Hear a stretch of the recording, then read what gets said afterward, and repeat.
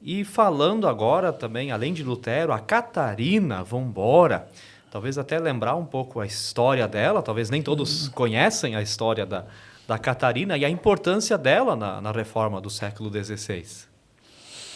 Então, existe hoje todo um esforço e um movimento no sentido de resgatar o lugar e o papel que as mulheres representaram na história da Igreja como um todo, mas no movimento de reforma em particular, né? Acho que é muito justa e honesta essa busca e muito necessária, porque a Igreja que nossos antepassados trouxeram na bagagem para o Brasil, ela veio carregada também por muito patriarcalismo, por muito essa perspectiva de que só os homens é que lideram, é que fazem e assim por diante.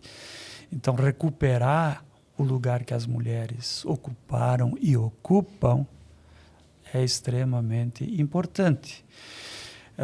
Uma das dificuldades que às vezes a gente tem, né, nesse trabalho de resgate da participação de mulheres é no sentido da documentação, da bibliografia. Hoje já existe muito mais coisas, né?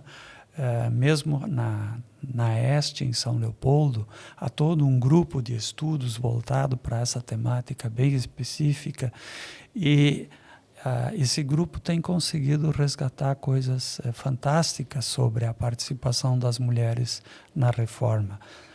Se constituiu lá, por exemplo, se fez por ocasião dos 500 anos, né, uma estátua da Catarina, porque já tinha um busto do Lutero lá no Morro do Espelho. Sim. Né? E agora tem também uma estátua da Catarina Vambora. E essa Catarina está muito acertadamente representada não só em atividades, digamos assim, domésticas da época, mas com o livro na mão. Quer dizer, ela tem algo para contribuir, de decisivo para contribuir. Então, recuperar essas fontes, né? Basicamente, quando se trata da história das mulheres, a gente tem muitas cartas onde a gente pode ver que tipo de contribuição as mulheres deram, né? Muitas cartas que elas escreveram e que retratam um pouco essa contribuição que elas trouxeram também para o campo da teologia protestante evangélica, no caso, né? Um outro grupo é aquele de escritos sobre as mulheres. Às vezes são homens que escrevem sobre a história de mulheres, né?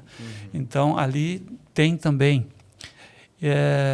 E o que tem menos, mas hoje, felizmente, está-se num esforço de elaboração maior, o que tem menos são textos das próprias mulheres, fontes delas. Então, a gente tem que chegar à história delas, às vezes, por caminhos diferentes do que aquele de Lutero, por exemplo, que tu pode abrir as obras selecionadas e ler o que ele escreveu. E aí tu vai dizer, ele pensou isso e aquilo. Então, para a história das mulheres, a gente precisa descobrir outros caminhos para chegar a elas. No caso da Catarina, já existe muita produção também bibliográfica na Europa e no Brasil, que mostram que ela foi extremamente importante no sentido de que ela não só deu suporte para que Lutero pudesse atuar na Academia de Wittenberg, né? Mas ela mesma, sentada à mesa, o casal Lutero recebia à mesa muitos professores de Wittenberg e também estudantes, e em muitas oportunidades ela também dava a sua opinião concretamente sobre assuntos que estavam sendo abordados. Então, essas conversas, elas ajudam a reconstruir o caminho que elas fizeram e o papel que elas representaram. A Catarina, desculpe, A Catarina foi uma ex-freira, né, que teve contato com os escritos de Lutero quando ela ainda estava no monastério, no convento, e a partir desse contato ela se sentiu também desafiada a contribuir para esse movimento que estava em curso a partir de Wittenberg. Então, tem todo um processo de abandonar o convento, né? Elas têm que sair às escondidas, ela e um outro grupo de mulheres, né? E quando elas chegam em Wittenberg, então, fora do, digamos assim, dentro daquela sociedade patriarcal, fora do convento, era preciso encontrar um noivo para essas mulheres.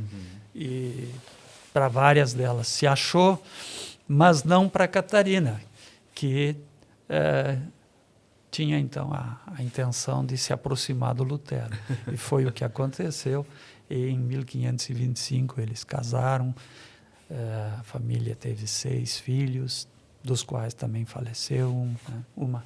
E aí essa história do casal Martim Lutero às vezes vem também descrita pelo próprio Lutero em seus textos. Ele se refere a ela como a doutora Catarina também.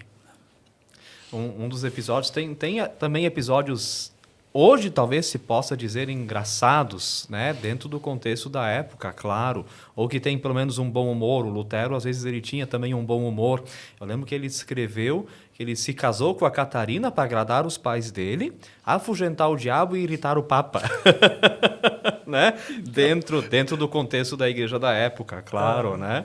Então, ele tinha também essas coisas. E, claro, um padre se casar com uma ex-freira é mais um episódio dessa história que vai se desenvolvendo ali, então, naquele contexto.